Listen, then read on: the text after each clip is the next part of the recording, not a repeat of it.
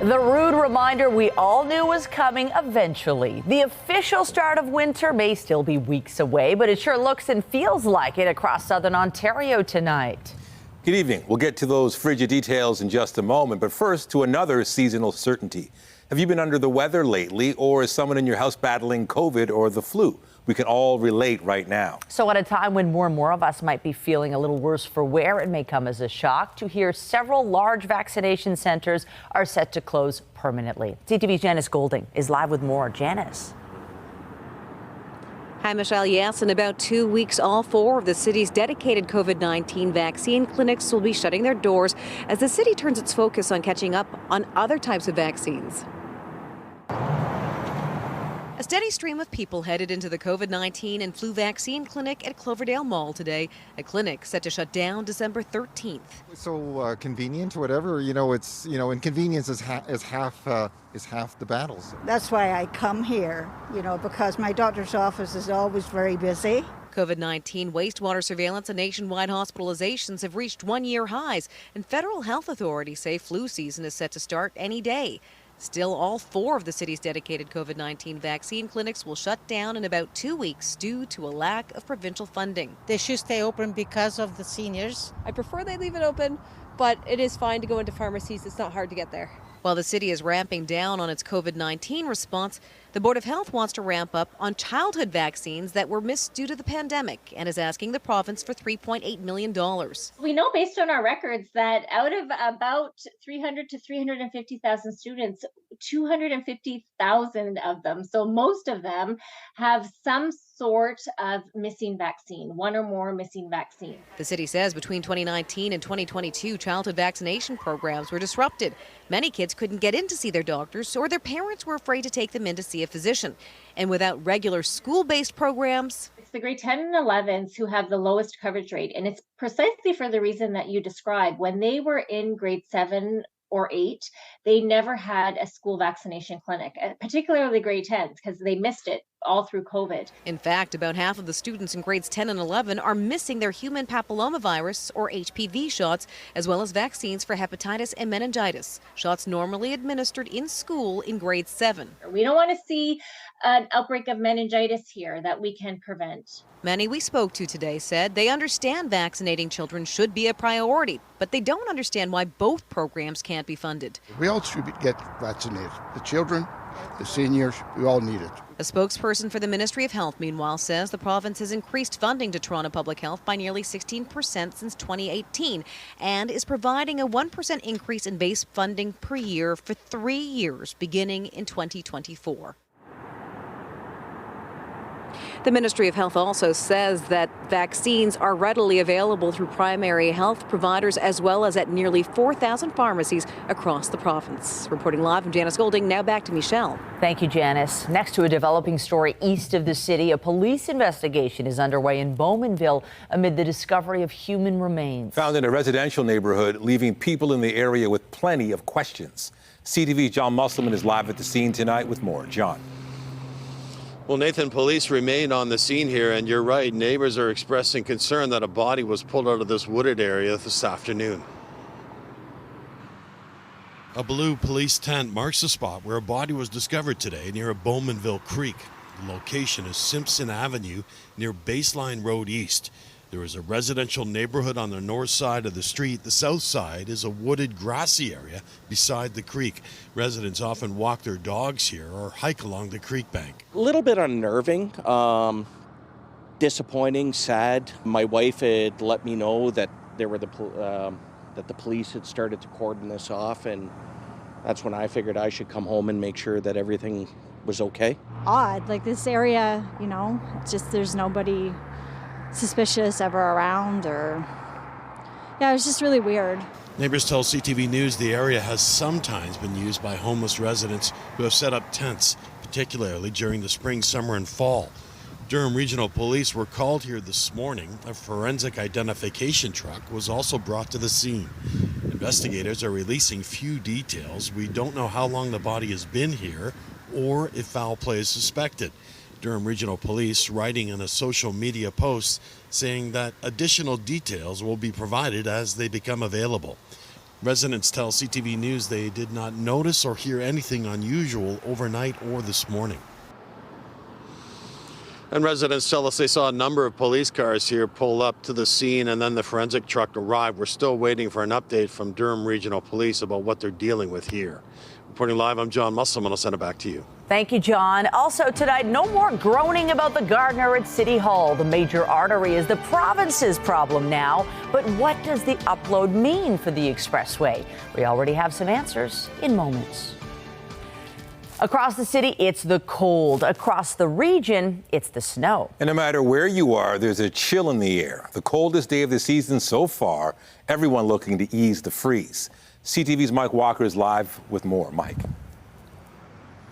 Too cold, too soon. That's a message we were hearing from people who were bundled up on the streets this afternoon. But the cold weather is also prompting the city of Toronto to open 3 warming centers this evening for the most vulnerable. Layers are a must on the coldest day of the season. Pretty freezing. It's a shock to the body. With the wind chill, the temperature feeling more like -10 this afternoon. Some seeking cover from the wind's bite in bus shelters on the commute home. Too cold, too fast. We've actually layered up quite a bit. So, yeah, warm enough, I guess. For the most vulnerable, the city opening 3 warming centers, including this one on Olive Avenue in North York. The city activates warming centers when temperatures reach -5 degrees Celsius. The other sites are located on Scarborough Golf Club Road and Elizabeth Street. A place to keep warm, have access to a meal and shelter resources.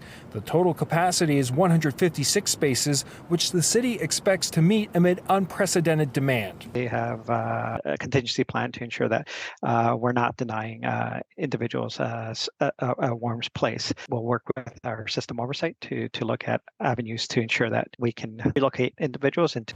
Across central and southwestern Ontario, snow squall warnings are in effect. Powerful wind gusts and heavy snow reducing visibility and creating hazardous conditions on the roads. In Brantford, at least 10 vehicles were involved in a series of crashes on Highway 403 caused by whiteout conditions, according to the OPP. In the Barrie area, tow truck drivers are especially busy. Back to back for a winch out in the ditch. And then there's actually a couple accidents. Lake effect snow continuing this evening. Up to 30 centimeters of snow is expected to fall in some areas. I didn't get my snowblower ready. I didn't think it was going to be this thick. Back in Toronto, the city says the warming centers will remain open until further notice. Again, the warming centers in the city expected to be at capacity, and if that is the case when an individual arrives, the city says they will make arrangements to transport that individual to another warming center or to an emergency shelter.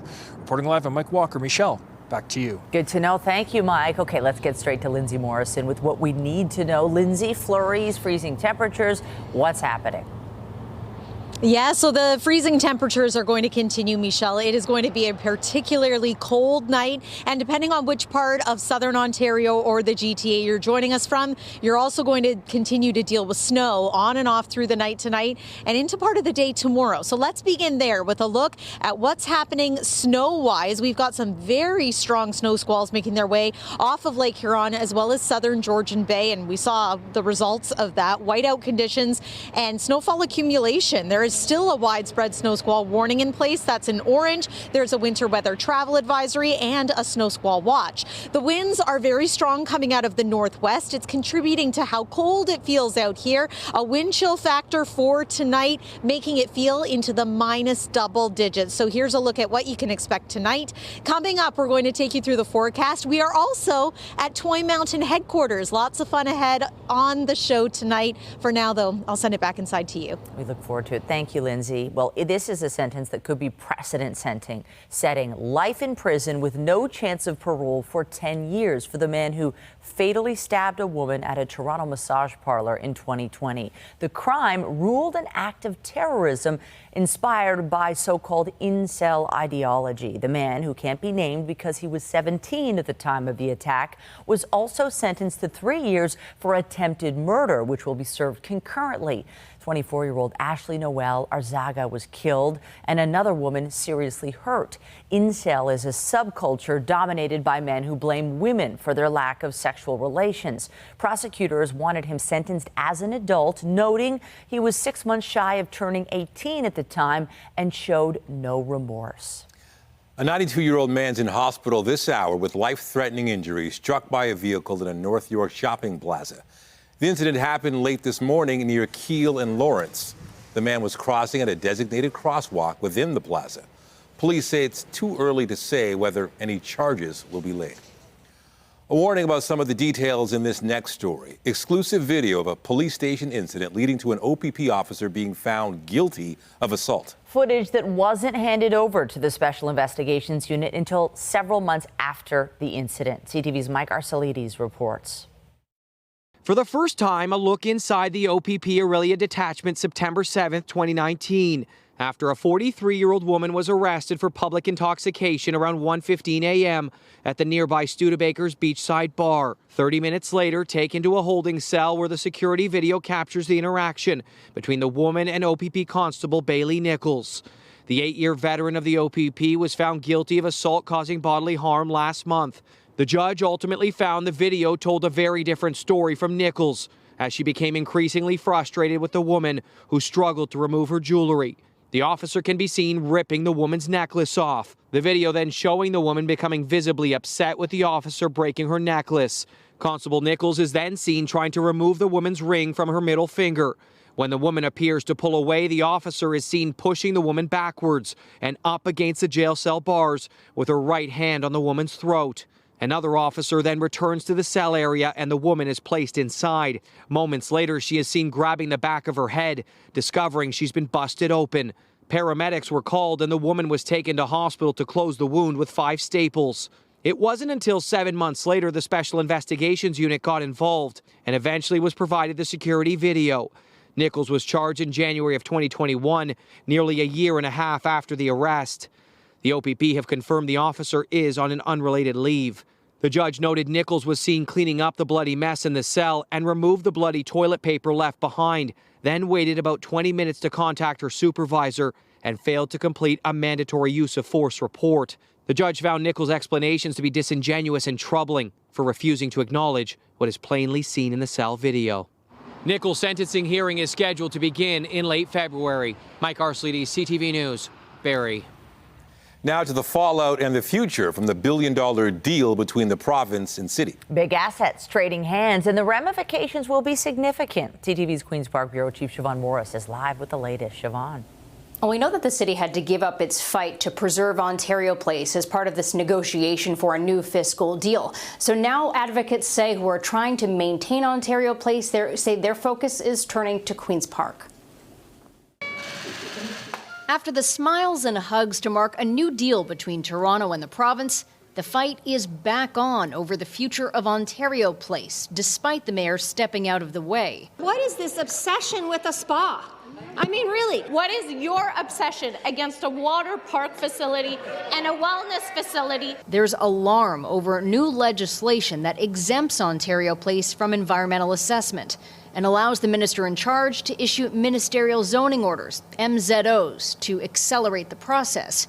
It leaves an attempt at legal action by a citizens group in question. I think we have laws to protect people and the environment. We don't really want to throw all those laws aside. I mean, if we have to do that, there must be something wrong with the development. The infrastructure minister defends dozens of studies into Ontario Place. Arborist study, shoreline study, water study, soil study. All of that has been submitted, and government feels comfortable now that we've done everything possible. But not a top-to-bottom look at the West Island, where a spa, water park, and public space are planned. There's a number of mature trees in the glade that's like a beautiful place for people to access nature. There's a beach at Ontario Place that's going to be moved. There are endangered species. Surma explains her new power to speed up the process is needed to tidy up some bureaucratic loose ends because the city didn't update its official plan. So Live Nation, for example, technically should not be operating on the site because it's only supposed to be allowed for park, marina, and boating. Part of the revamped Ontario Place includes a retooled science centre with a plan to move it to the waterfront from Don Mills and Eglinton. The government hasn't justified that decision since it was announced in April, but tomorrow will make public its business case. It should stay where it is. They should make improvements there on this site, right? It serves a community that doesn't really have a lot else around it. Unconvinced any business case would make the move make sense.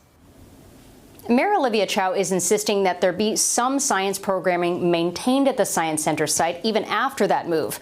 Minister Surma says the province will work with the city to figure out what that looks like. Reporting live from Queen's Park, I'm Siobhan Morris. Michelle, back to you. Thank you, Siobhan. If we had a nickel for every time the Gardiner was debated at City Hall, we may have been able to pay for it. But as the province takes over, it's Toronto's problem no longer. The question now, what will become of the expressway under Ontario rule? CTV's Natalie Johnson reports on what happens next. What some describe as a jagged scar across the city skyline. This headache of a highway will soon be the province's problem. What they've chosen to develop here is terrible planning. The city needs to have control over But the crumbling Gardiner and all its costs will be uploaded to Queen's Park as part of a new fiscal deal announced yesterday, saving the city billions in capital and operating. Mayor Olivia Chow happy to hand it over, though she surrenders her vision to replace the elevated eastern portion with a surface-level boulevard that would unlock waterfront real estate. One of the reasons why I wanted to take down that piece was to save money, because it was very expensive to rebuild it. The Premier confirming he intends to keep the elevated portion up, writing in a post, our new deal with Toronto will save the Gardiner Expressway. We'll continue to review the asset, and we'll review what other improvements can be made to it and take it on a case-by-case basis. But it's our intention as one of the most critical pieces of infrastructure in our province to make it the best possible. It fits with the politics of coordination perfectly, right? The war on the car, we're not going to tear down these highways until and unless we've got a subway system that delivers you to your front door. We're not going to get rid of these arteries that take you in and out of downtown Toronto. At City Hall, it means that the endless debate over how to rebuild, rehabilitate, and realign the 60-year-old highway is over. The city's already shelled out $500 million in sunk costs on the eastern part of the project. I was happy with the EA that was approved. It's important that when we make a plan, we stick with it, we get on with it. That's what I've always called on, and I'm happy that the Premier sees that way too. Under new ownership, this aging infrastructure will be patched up and paved. City Hall closing its design debate and saying good riddance to the Gardiner. Natalie Johnson, CTV News. In the Middle East, more hostages are heading home, as well as Palestinians held in Israeli jails. The latest exchange taking place today as part of the extended ceasefire agreement between Israel and Hamas. CTV's Heather Wright reports.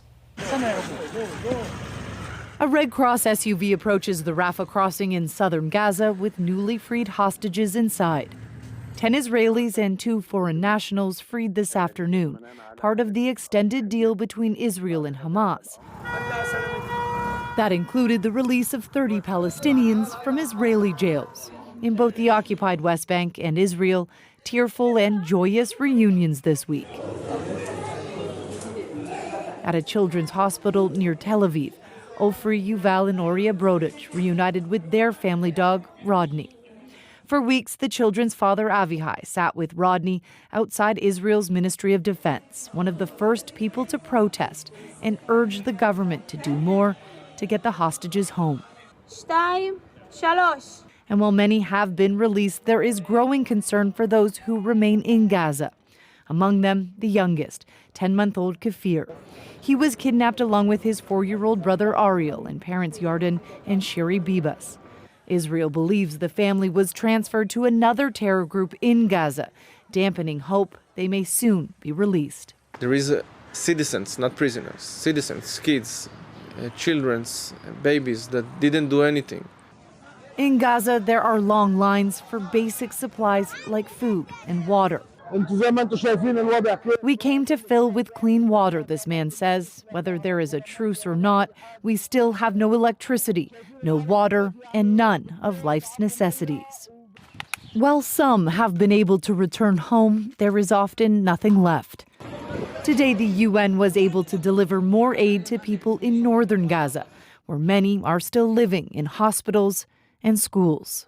Despite the increase in aid going into Gaza during this truce, the World Health Organization is warning disease may end up killing more people than the war if the conditions don't improve.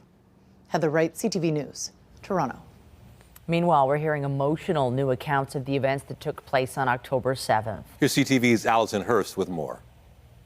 Teferet Lapido was the second oldest of Ohad Lapido's children. I used to have 7 children, now I have 6. She's still my child, but now we're in another relationship.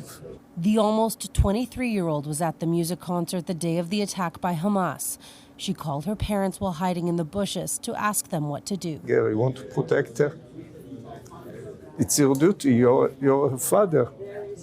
She called you to help you, but I can't help her. I was so far away, and the army, of course, sealed the area. So nothing to do and nothing to help her. And it's really a thing that I have now to struggle with and to handle with. That a father not always can help his children. Teferet was the light of our life. She went to a peace festival like I went when I was her age. Teferet just came back after volunteering in South Africa for kids with special needs. Her father and uncle were both born in Regina before moving to Israel when they were children. The family is now back in Canada, and members were in attendance sharing her story at an event announcing a documentary produced about the October 7th attack. The film was produced by One Free World International. Its founder, Majed El-Shafi, went to the area on what he calls a fact-finding mission. The teams and the volunteers of One Free World International is the true heroes of this report and this documentary. After Teferet's phone call, Lapido says he hoped his daughter was still alive, but days later they got confirmation she'd been killed. At night, you ask yourself, what happened? He says they had a very deep connection, and she made the world a better place. The world needs it. You need her light. I need her big smile and a big help for another, to take care of another people. A caring soul gone too soon. Allison Hurst, CTV News. They're all finally out. Despite several setbacks, 41 construction workers in India are safe tonight after being trapped in a collapsed tunnel for more than 2 weeks. CTV's Bill Fortier reports. As day turned to night in the mountains of northern India, it became clear something was about to happen inside the 4.5-kilometer tunnel where 41 workers had been trapped for 17 days, their exit sealed off by a partial collapse. I am very excited, said this man, that after so many days of waiting, my brother is about to come out. Following weeks of drilling from 2 different directions and overcoming multiple equipment failures and other setbacks, crews had to use hand tools to drill through the last few meters. Then, a celebration. Given a traditional Indian welcome by officials, the workers appeared in good health. First class hai, bilkul mast Their hai. condition is first class, said the head of the disaster response force, explaining the 41 workers came out one by one and were examined by doctors. No problem. The workers were taken from the scene by ambulances for more thorough checkups. The government has announced that each of them will be paid 100,000 rupees, about $1,600 Canadian, for what they endured, and will be given at least 2 weeks off work. The tunnel the laborers were working on is part of an ambitious mountain highway expansion. While today's news brings joy, the ordeal will no doubt also bring more attention to the various environmental and safety concerns that have dogged the project since its inception 7 years ago. Bill Fortier, CTV News, Edmonton. A tribute service was held for Rosalind Carter in Atlanta today. She was my grandmother first, and she was like everyone else's grandmother in a lot of ways. Family, loved ones, and dignitaries gathered in honor of the former U.S. First Lady. Jimmy Carter, her husband of 77 years, was among those in attendance. Presidents Joe Biden and Bill Clinton were also there, along with 4 other former First Ladies. It was the second day of public events in honor of the global humanitarian. A funeral will be held tomorrow. The Pope has canceled his trip to the COP28 climate meeting on doctor's orders. It's because of the effects of the flu and lung inflammation, but the Vatican says the pontiff's overall condition has improved. It was announced yesterday he would limit his activities this week. Pope Francis will now look at contributing to the discussions in Dubai remotely. For the first time, a commercial airliner has crossed the Atlantic powered by so-called sustainable aviation fuel. A Boeing 787 passenger jet departed from London's Heathrow Airport today. The Virgin Atlantic test flight to New York used low-emissions fuel made up largely of tallow and other waste fats. So breaking news for you right now, and a bit of a spectacle for people in the downtown core at the moment. This is a picture of a fire burning near the Fort York National Historic Site. It's visible for people living in the area, along with GO train commuters and drivers on the Gardiner Expressway. We're told this is some sort of abandoned structure, and it's unclear if there are any injuries, but clearly very prominent with those orange flames and smoke. Coming up, the evolution of cervical cancer screening. Ontario is turning to HPV testing over Pap tests as part of the plan to eliminate the deadly type of cancer by 2040. And I'm Pat Foran. Coming up on Consumer Alert, self-storage is a booming industry as many people move, downsize, or store items during renovations. But be careful what you store in case it goes missing. A family is devastated after their photos and personal items seem to have vanished. I'll have my reports. That's just ahead. We are here at Toy Mountain headquarters where we are building a toy mountain. And we've got some wonderful friends here from Morningstar. Scott, tell us a little bit about your contribution to this cause over the years. Well, what we do is we donate our time primarily. We got a great team here. We love working with the Salvation Army. They do amazing work. And so we're here to help sort toys and hopefully make a better Christmas for everybody. And that's what happens here at the headquarters. We're sorting through the toys that are going to be delivered to all the children. We've got a couple of special guests here tonight, including Andrew Hur. You may recognize him from Letterkenny. Why is it so important to you to be a part of something like this? I just think about like when I was growing up with my brothers, the excitement to wake up and unwrap presents is kind of like a special place in my heart. And I think it's important that if you have the means to help other people experience that and just help people out. It's been a couple rough years, to say the least, and I just think it's important to help people.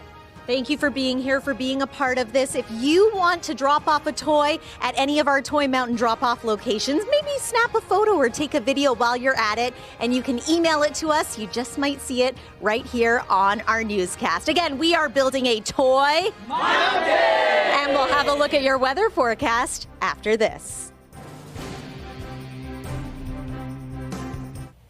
They seem to be popping up everywhere. Self-storage units that let you store furniture and other goods while you move or downsize. Some people rent them for months, others for years. But as one family found out, be careful storing items you would never want to lose. Pat Foran has this Consumer Alert. Pat. Thanks, Michelle. And Nathan, a Toronto family, was doing some renovations and decided to use a storage company to store their belongings, family photos, and personal items. After almost 3 years, when they went to get their goods, they found half of them were missing.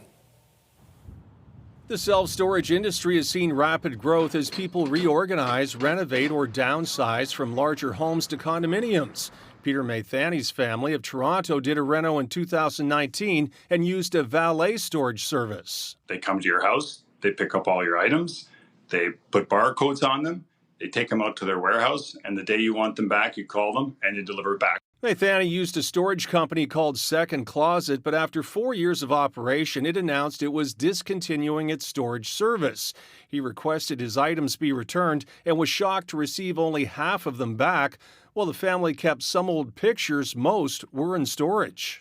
I have family mementos, childhood pictures that are before digital, and it's a real pain point for my entire family. Second Closet has rebranded as GoBolt. A spokesperson told CTV News, GoBolt is a third-party logistics provider that does not and has never offered consumer storage services. The company said at the time it shifted its business model, Second Closet's customers were given notice to transfer to other storage providers. The spokesperson also said Second Closet, as a goodwill gesture, paid Mr. Mathany $4,000 and also offered $1,225 in July 2023 for the missing items. But Mathany says he isn't interested in the money. He and his wife just want their precious family items returned. I would do anything or pay anything to get these items back. Gobald said Mathany did not take out insurance, but even if he did, photos have limited sentimental value.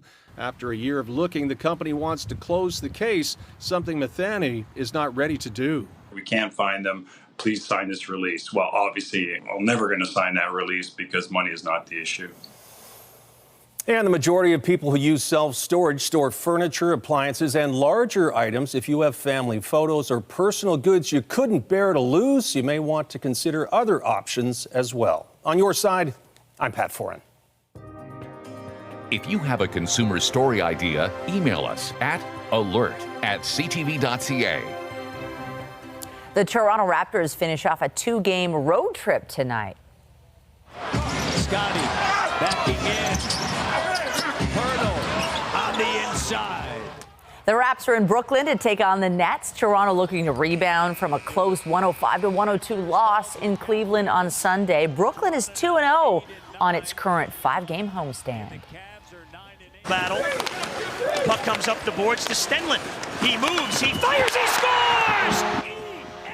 Meanwhile, the Maple Leafs return to the ice tonight, hosting a familiar foe. Toronto faces off against the Panthers, who beat the Buds earlier this season. Florida also ousted the Leafs from the playoffs last spring. Toronto's coming off back-to-back losses. Toronto's entry into the Professional Women's Hockey League will play its first game on New Year's Day. The team hosts New York in a 12:30 matchup at the Mattamy Athletic Center, the former home of Maple Leaf Gardens. The rest of the league's regular season schedule will be announced at a later date. So I know we've got snow and cold, but when we talk about Toy Mountain, it feels like we're into the holiday season, doesn't it? I love the warmth of giving. I feel as though we need this right now, Lindsay, because it is oh so cold tonight, and we've got the snow depending where you are. Yes, some people are digging out from a mountain of snow in southern Ontario, but we are digging out of a mountain of toys here at Toy Mountain headquarters, which is a wonderful thing. Everyone say hi. This is our Salvation Army staff here at the headquarters, and you may notice these bins here. They're doing an amazing job sorting toys and gifts by age and stage. Erin Boyle with the Salvation Army, good to see you. Tell me a little bit about what the color red means when it comes to these signs. Yes, so the red signs mean that we need more of these toys. So as you see, they're divided into age groups. So more toys for newborns to 3 years old, that 10 to 12, 13-year-old age group. We're seeing less and less toys for those age groups. So it's really important, if you can, think of those age groups when donating. Perfect. And Greg, want to introduce you. You've been working for the Salvation Army for a number of years. What does it mean to you to be a part of this? Oh, it's absolute gratitude. We are so grateful to be able to help families at Christmas and during this time. Bring joy to faces and help those in need. Well, it's inspiring to meet people like you, to meet the entire staff. Wave hi again, everybody. And they're going to keep sorting through some toys here while we tell you a little bit about this weather and when it's finally going to warm up. We'll let you know that weather is brought to you by Train, the most reliable heating and cooling brand. It's hard to stop a train. So yes, we have had snow in some areas today. There are still snow squall watches, warnings, and winter weather travel advisories in effect. Let's show you what that looks like on the satellite and radar. Some intense bands of snow, especially across southwestern Ontario and through the city of Barrie. And yes, we have had flurries here in the city of Toronto as well. How much more snow? Well, many areas are going to pick up a couple of centimeters here. We might see a trace to a centimeter or two in the city of Toronto. Let me show you how that plays out on the forecast radar. Perhaps a burst of snow as we head into tomorrow afternoon. Then things are going to start to clear out and settle down as we head into the day on Thursday. The winds are going to ease. The sky is going to clear. We should see some sunshine, and wait until you see the temperature that's in store for Thursday. Right now, though, it is -3 degrees. It feels like -10 once you factor in the winds. Tonight, many areas are going to stay on the cold side, and then tomorrow we're forecasting that will be slightly above the freezing mark. 1 degree, that's better than below freezing. We'll take it. Mainly cloudy, though, scattered flurries. Here is the 7-day forecast. So there's that warm up for Thursday. 8 degrees, mainly sunny skies. It looks like we could get into a few showers on Friday and then perhaps into Sunday and Monday of next week. Now, we are here at Toy Mountain headquarters, and I teased the fact that we have another very special guest joining us. This is someone who's going to be familiar to a lot of families watching at home. This is Sharon of Sharon, Lois, and Bram. Thank you for coming. I'm so happy to be here, Lindsay. Thank you. And it's nice to know that you're adding to the audience. Well, thank you so much, Sharon. We're going to talk to you a little bit more about your contributions and what it is that you enjoy about this campaign coming up. But I do want to mention that I have a 2-year-old at home who also loves your music. What do you think? Could we do a little bit of your song? A little bit of Skinnamaring? Yes. Is there anyone to help me? There sure is. I'm going to help. The crew here is going to help. We'll let you start it off. Okay. Skinnamarinky dinky dink, skinnamarinky doo. I love you. Do the actions. Skinnamarinky dinky dink, skinnamarinky doo. I love you. Put up the sun. And we love you for helping us build a mountain of toys. Michelle and Nathan, I'm going to slowly send this back to you. Oh, so much fun. Thanks so much, Lindsay. We love you, Sharon. Well, also tonight, in the wake of several sexual assault lawsuits, Sean Diddy Combs steps down as chairman of his hip-hop TV network. The latest on the music mogul in moments. Ontario is one of 3 provinces currently making the move from using traditional Pap tests to HPV tests as a way of screening for cervical cancer. It's a move intended to save costs and lives. CTV's health reporter Pauline Chan explains. Traditional Pap tests look for abnormalities in cells to indicate cervical cancer, but HPV tests look at an earlier stage. The HPV tests for chronic infection with that virus, as opposed to the Pap test, which is looking at the cells of the cervix and looking for whether they've already become dysplastic, they've already become abnormal. Dr. Craig Earle says there are many benefits to using HPV tests to screen for cervical cancer. Not only can it detect precancerous lesions, it's more comfortable, requiring more of a cotton swab rather than an invasive speculum examination. And tests are only required once every 5 years instead of once every 3 years for Pap tests. Plus, there are now convenient home HPV kits available. So first of all, if you don't have a family doctor, you can still be screened. If you're living in a remote Indigenous community, you can still be screened. You can put the swab in the mail and have the test done. We know certain cultural communities for whom the speculum exam and the Pap test is problematic. And for those who have experienced sexual trauma, going in for a Pap test can also be very difficult. With the latest stats for Canada from 2019 showing a 3.7% increase in cervical cancer cases, health experts are eager to improve screening rates. But Dr. Earle says it's not a simple switch. Traditional Pap tests require many lab workers. The new HPV tests require more machines to analyze the swabs. And Ontario is currently working on how to get the test kits out, perhaps through the mail or at pharmacies. Plus, what to do if a person gets a positive test result but has no family doctor to follow up with. The goal is to have the vast majority of cervical screening by 2030 done with the HPV test. Canada is among the countries that has set 2040 as its goal to eradicate cervical cancer. And screening plus HPV vaccinations, mainly at school, will go hand in hand. Pauline Chan, CTV News. New research suggests a routine move in soccer could have serious health consequences. Researchers at Columbia University have found that headers may hurt brain function over the long term. 2 studies are making a link with concussion-like brain function changes and lower verbal learning performance. MRIs of the brains of adult amateur soccer players were done at the beginning and after 2 years. Verbal learning was tested after 1 year.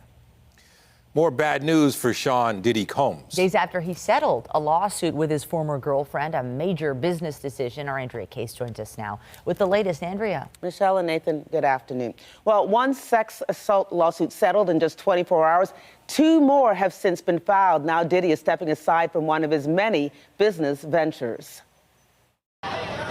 A major force in the music business, Sean Diddy Combs is listed as a billionaire in Forbes magazine, but today he is separating himself from one of his business ventures. Combs stepped down from his position as chairman in the film and television company called Revolt, which recently celebrated its 10th anniversary. The music-oriented network appears to be distancing themselves from him, saying, while Mr. Combs has previously had no operational or day-to-day role in the business, this decision helps to ensure that Revolt remains steadfastly focused on our mission to create meaningful content for the culture, amplify the voices of all Black people throughout this country and the African diaspora. The move is indefinite. Diddy began his career at the entry level as a talent director, then the creator of Bad Boy Records 30 years ago. There he helmed the careers of some of hip-hop's biggest names, Notorious B.I.G., Usher, and Mary J. Blige, in addition to his own multi-platinum music career. The 54-year-old has a partnership in wines and spirits, co-founded a Harlem prep school, and a clothing and lifestyle label. Earlier this month, he settled the multi-million-dollar bombshell lawsuit filed by his former girlfriend and employee, Cassie. Last week, 2 other women came forward with claims of sexual abuse. A representative for Combs says the claims are false and a money grab.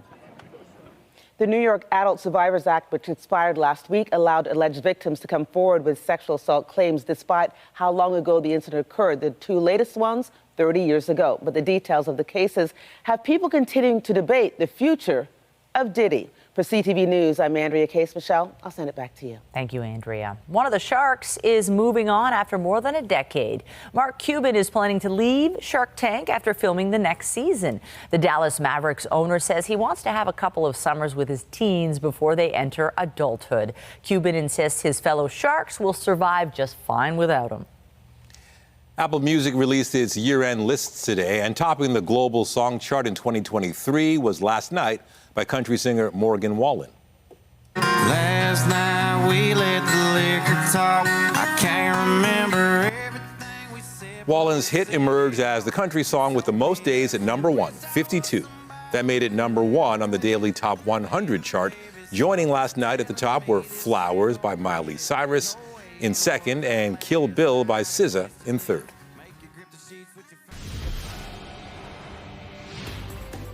The Stars Tonight is brought to you by Lastman's Bad Boys court-approved liquidation sale.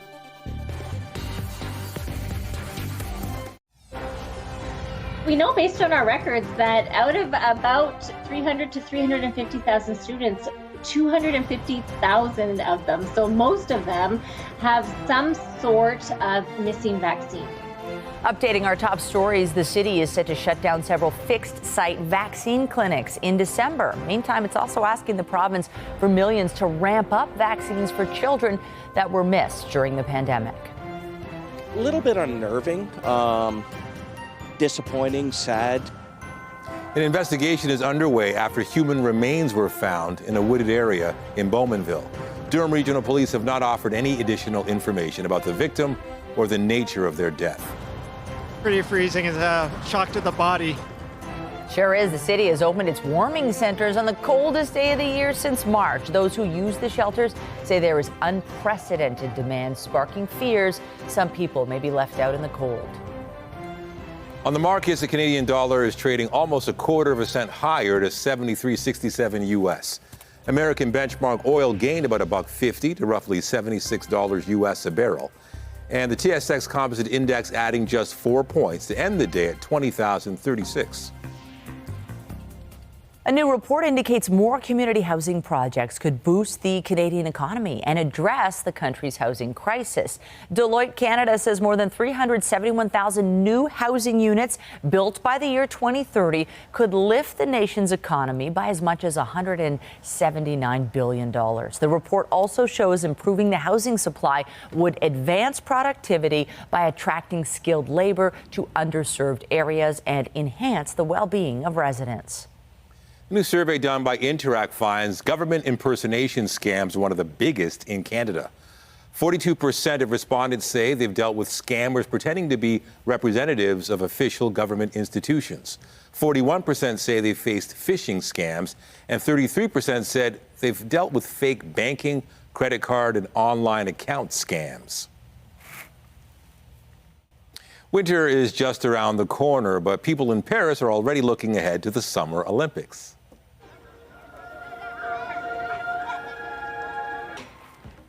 The IOC president joined the city's mayor to inaugurate an Olympic-themed installation on the facade of the town hall today. The games will run from July 26th until August 10th. It will make history by becoming the first Olympics to achieve gender parity. The same number of female and male athletes will be competing. But nothing summer-like about our current forecast. Let's check in with Lindsay at Toy Mountain headquarters. Hey, Linz. But Michelle, we're staying nice and warm here inside the headquarters. In fact, the staff is busy bagging all these toys. We have a wonderful family of volunteers helping as well. Erin, can you tell us our toy tally so far when it comes to Toy Mountain? Yes, so we've received just over 2,600 toys. So the more toys coming in, the better. Keep those donations coming. It's really important. And thank you to our fabulous team of frontline workers here and our volunteers. It's really helpful. Thank you so much. Yes, they're absolutely amazing. We've had a great night here. Stay warm, everyone. We will warm up as we make our way into the day on Thursday. But that's it from Toy Mountain headquarters. Nathan and Michelle, I'll send it back inside to you. Great Good night, work. everyone. Thank you. Thank you, Lindsay. 2,600. Awesome. And be sure to join Omar Sachedina tonight at 11 for CTV National News, followed by Zarada Ullman with our next local newscast at 11:30. In the meantime, our coverage continues anytime on CP24 and online at ctvnewstoronto.ca. For Lindsay Morrison and all of us at CTV News, thank you for watching and have a good night. Bye-bye.